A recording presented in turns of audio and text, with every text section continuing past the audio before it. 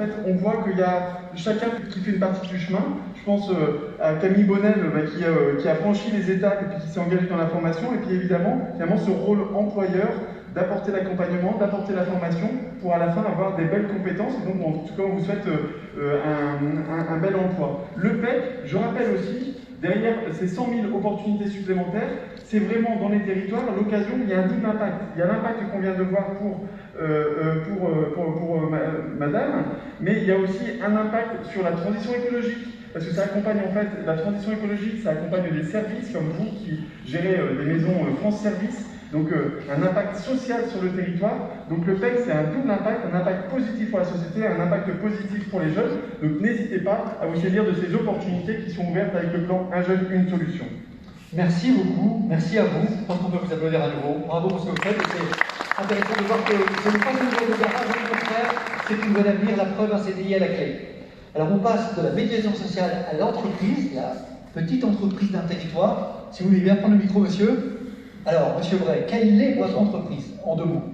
C'est une entreprise de bâtiment où on fait de la rénovation et de la construction. Et nous sommes situés à Salenoble, près de Douai. Et nous sommes actuellement 8. 8 salariés, vous voulez dire. Et nous continuons de recruter. Très bien. Vous avez fait le choix d'un jeune homme à côté de vous qui est en garantie jeune. Pourquoi? Alors, il m'a été amené par la mission locale. Donc, nous sommes tout le temps en recherche de jeunes salariés. Nous avons envie d'investir sur l'avenir. Les jeunes, nous, on y croit chez nous. Et la mission locale me l'a ramené sous forme d'un stage.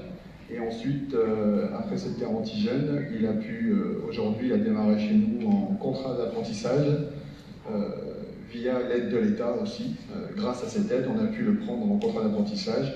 Et il avait aussi déjà fait une partie de ses preuves pendant ce stage de formation. Et du coup, maintenant, il est chez nous pour 2 ans. Il faut encore, la garantie jeune, l'objectif, c'est de mettre le pied à l'étrier et d'entrer en entreprise. Alors, si tu viens prendre la parole, voilà, on nettoie le micro, hein, attention, on fait attention à la règle du jeu. Depuis combien de temps dans l'entreprise? Là, ça fait maintenant 1 mois. Ok, 1 mois, donc c'est tout neuf. Et juste avant Juste avant, j'ai fait une garantie jeune à Salenoble, oui. à Douai. Et ça m'a permis de faire une formation professionnelle en plaquiste. D'accord. Et puis après ça, j'ai fait 2 stages chez M. Draille. Et puis, il m'a pris en contrat d'apprentissage. Je crois que c'est intéressant, hein. C'est une mission locale qui sert à, non pas attendre, mais bien se former, se préparer, se faire tester, si je peux dire, dans l'entreprise. Quel est l'avenir de ce jeune dans votre entreprise, monsieur le directeur? Alors, il est en formation avec un ancien, bien sûr. Et s'il a été pris en stage et aujourd'hui en contrat d'apprentissage, c'est parce qu'on y croyait par rapport au stage qu'il avait fait chez nous.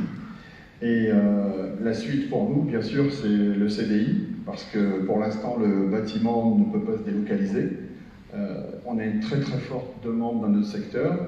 Et chez nous, par exemple, nous avons un calendrier plein jusqu'à février-mars. Nous sommes tout le temps en train de recruter, donc les jeunes, on y croit, on en a 2. Et bientôt, on en aura encore un 3e.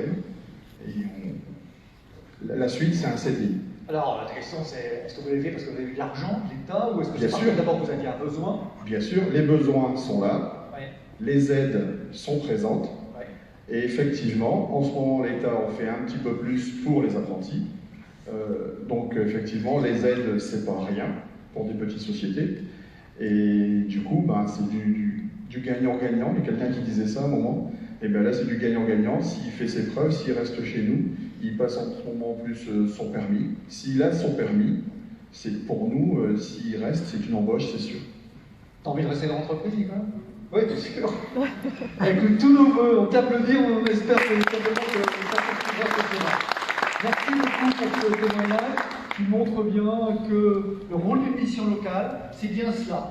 Et je trouve que c'est non pas une fin, parce que maintenant c'est un tremplin pour toi. Et rendez-vous dans 2 ans sur le même plateau, on va retourner. Bien sûr. Je peux ajouter quelque chose. C'est quelqu'un qui a quitté l'école en 3e et pour qui rescolariser, on a beaucoup de problèmes dans l'éducation nationale, par exemple, pour le décrochage. Donc là, on a affaire à quelqu'un qui a complètement décroché et pour qui, maintenant, il va retourner 1 semaine retrouver les bancs d'école pendant 1 mois. mais avec un projet au bout, et du coup, pour moi, un intérêt supplémentaire, et où là, il va réapprendre des choses et il va devoir s'y mettre parce que derrière, il y a un projet au bout, à la clé, il y a une embauche et des gens qui le suivent aussi. Merci. Merci beaucoup, on peut les féliciter.